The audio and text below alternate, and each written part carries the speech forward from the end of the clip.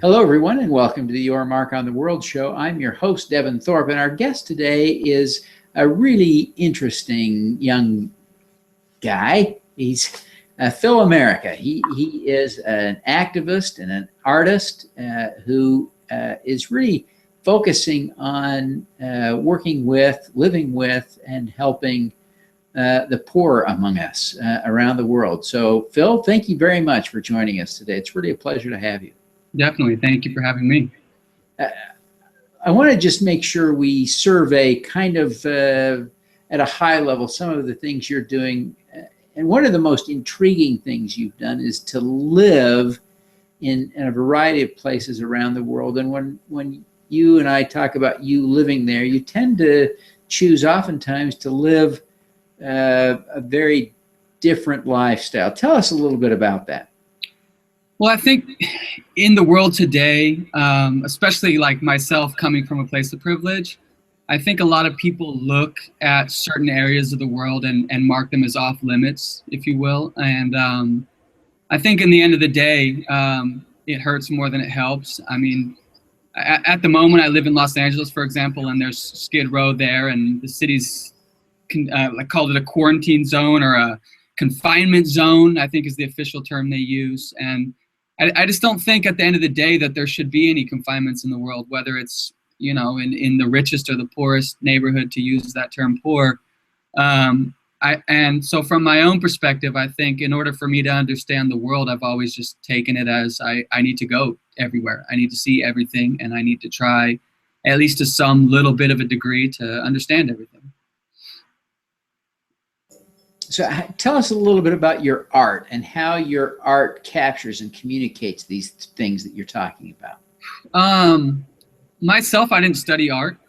And so I use it exactly as that, is basically to communicate and to capture and to document, but most importantly to communicate, basically. So art for me is something that I realized quite quickly is, for at least for myself, is communication. And whether it's inward or outward, it's definitely something I use as a language, as a form of communication. So through that, I've kind of taken the performative nature, the document nature, and every different facet that I can reach into as art to communicate, whether it's to myself or whether it's to other people, what I see, what I want to say. And I think generally that's what most people within the arts do. So that's always been my own personal definition of art, I guess. So when you have gone to live in some of these places, I'm captivated by your experiences, because you've gone to live in Thailand, for instance, in the great slum there. You've spent real time. I don't know if you ever lived, I think you said you lived in the jungle in Silicon Valley. Tell us a little bit about these experiences. I think from them I've taken away as much as I would have taken living anywhere else, you know what I mean? And obviously you're dealing with a lot of different people, you're dealing with a lot of different problems and a lot of different hard, like, uphill battles every day. Like, I mean, in the slums, for example, you're dealing with having to communicate with the mafia. Maybe you're dealing with having to figure out who's in charge, who you need to have permission to live there without permission. And it's the same in Silicon Valley. I had to meet with the guy who's in charge, had to build a relationship with him, and then get permission to live there. But at the end of the day, when it comes down to just individual experiences on a daily basis, I think the takeaway is just that much more powerful because you're out of your element. So every day, just being not from there and being in a position to leave there if I wanted to, I think I was able to experience things on a different level than somebody who is there because they have no other options. And so on a daily basis, I was experiencing things that I felt like I could take and put into the rest of my life, if that makes sense. It absolutely does. I'm curious about the informal government that issues permission to take up residency in a slum. I mean, I think, and the interesting parallel between Thailand and Silicon Valley in that sense. right. Well, I mean, both of them are autonomous societies that run with an unofficial form of government, be it the mafia or be it the people who are in charge of the jungle or whatever. And I think in general, they're not answering to any official government. They're answering to their own governing set of rules and laws. And just to give you an example, I mean, in the jungle, for example, there was laws or rules that existed, some of them spoken, some of them unspoken, but one of them was no violence towards women, and that was a big no-no. Whereas here in the US, I think things are kind of closed doors, and what happens in the home stays in the home, and a lot of things happen on a daily basis, be it to women or be it to people in general, children, and a lot of it goes unspoken. And there, everybody knows everything that's going on. There is no closed doors. I mean, you're in a tent next to another tent, so if something happens, everybody knows. And it was definitely a zero tolerance in terms of anything towards women in a negative way. No calling them bad names, no violence, no making them feel uncomfortable, no threats. So in that vein, you have their rules that exist far beyond any official governing body that rules the land that's around them. And from my own perspective, it was something that I was able to adhere to far more than any rules of a government in a system that I don't always agree with. I mean, you go everywhere, the rules change, the laws change, but your morals don't. So there I felt like it was definitely a set of rules that was based on morality. It was based on need. It was based on compassion. And you go everywhere else, it's quite often based on money, based on personal interest, if you will. So, I mean, yeah, there's definitely rules. It's really a fascinating look at those situations, and I'm so grateful that you went and shared those with them. How have you tried to capture those lessons, those observations in your art? What have you done there? Well, I mean, I lived in Burma for a while within the restricted zone in Karen State, and this is a place that has the longest ongoing civil war in the world. It's horrible things happening, as you can imagine, and they live within their own autonomous society, their own set of rules. And going there and seeing that and experiencing that, but yet not creating an artwork that outwardly says what's going on, and then doing exactly the same thing, be it in the slums, and then creating an artwork there.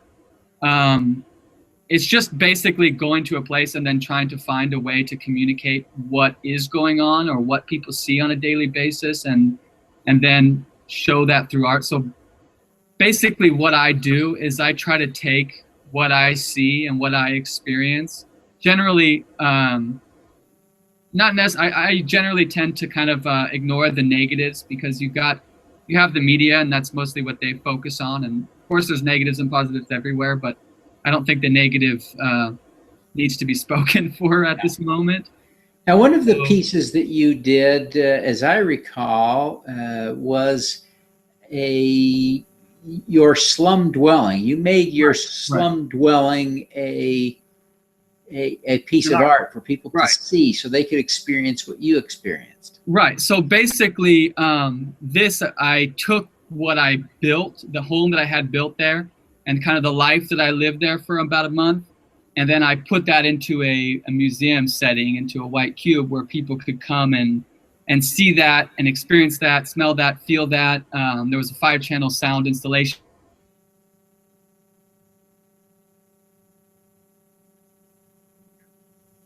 It appears I've lost you, Phil.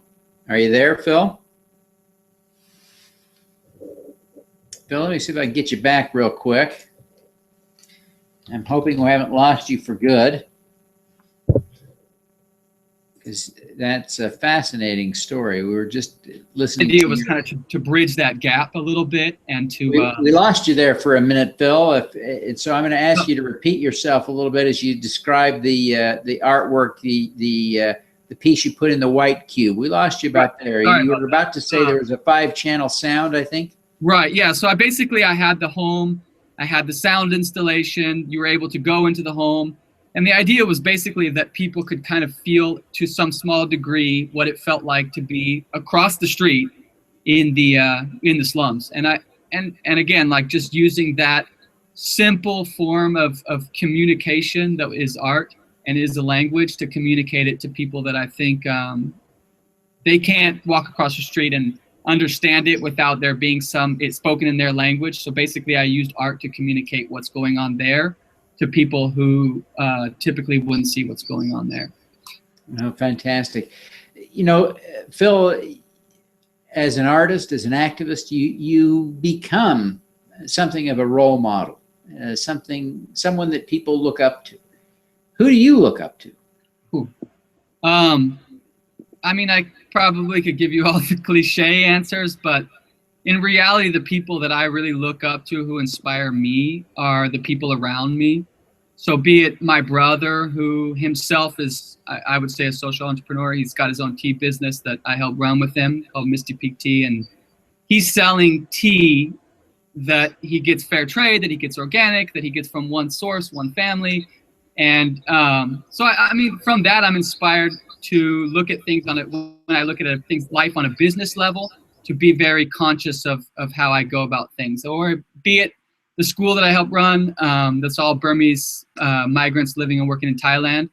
I mean, the teachers there that dedicate their time without pay it's so inspiring. Or even the people that I meet on a daily basis. Like the other day, I mean, myself, I've been vegan for 15-something years, vegetarian basically my whole life, and I've never really explored animal rights within my art too much. And lately, recently I met a woman that works for PETA named Elizabeth, and she herself she's very inspiring as a person. So just that inspired me to want to look in that direction for my life, or even just meeting people like you, obviously. I mean, the way you're looking at the business side of things and how important it is to be socially responsible. So, I mean, I guess I would just say that the people that inspire me are the people that I meet on a daily basis, or that I encounter or work with on a daily basis, or whatever have you, you know? Well, thank you, Phil. You could be doing a lot of things, and clearly you've done a number of things. Why do you do this? What compels you to do the work you do? Oof. I mean, what compels anybody? I think from my own standpoint, it's a sense of duty, I guess, a sense of responsibility. And you look at what's going on in our world today, and somebody needs to champion the good, and somebody needs to call out the bad. And I guess my place falls somewhere in the middle of that. And I wake up every day knowing that I have as much a responsibility as anybody else to follow my moral compass and do what I think is right. So I guess it's just a sense of duty would be my easy answer, you know? Well, what do you do every day to be more successful? Everyone who's watching wants to do more, have more impact, do more good in the world. You're doing a lot of good. You're making a difference. What are some of the things, or one thing at least, that you do every day that you think we should or could emulate? Man, I would say every single day I take at least 5 minutes out of my day to interact with somebody that I've never interacted with before, that I wouldn't typically interact with, be it on the street, be it in the grocery store, be it in the slums, be it on the internet, whatever it is. So just basically taking 5 minutes of my time to try to understand somebody that I don't necessarily understand, and that I normally wouldn't work with or be friends with. And I think in that way, it just gives you a broader sense of the world. I mean, if you're a Democrat in the U.S. and you take 5 minutes to talk to a Republican, or you're black and you take 5 minutes to talk to somebody who's Asian, I mean, whatever it is, I think it's just talking 5 minutes a day to someone that you would say that you understand the least in life. Yeah, boy, that's a great great insight, a great suggestion to really open up our perspective. 5 minutes a day to get that kind of experience in a way that you've had by living in and among people far from home. So a great. What would be your answer? You know, that's not fair. I'm the host. No, you know, I've answered that question this way, and that is that I try to answer my email. And I know that sounds trite, but I think there are a lot of people who manage to miss out on life because they don't read their email, and that's, you know, oftentimes opportunity looks a lot like an email. Absolutely. Absolutely. I think there's so many people, the higher they go, the quicker they are to put filters on themselves, be it a assistant or be it a, you know, somebody that's your PR or whatever it is. And I always appreciate the people that take time to answer their emails or answer their phone or whatever have you on their own and speak to you straight and not put that filter between you, I guess. So yeah. Good advice. Well, thank you. I appreciate that. You got me all discombobulated now, asking me questions. But Phil, we really appreciate you taking the time to be with us today. If people want to learn more about you, see your work, you've done a couple of TED Talks, you've got a website. How do people track you down online? I would say, I mean, I don't use Twitter. I'm not super, I would say I'm not the most tech savvy, I guess, even though I'm on the computer every day. The best is, I guess, check philamerica.com. That's my website. I work often with publicdelivery.org. It's a nonprofit arts organization out of Seoul.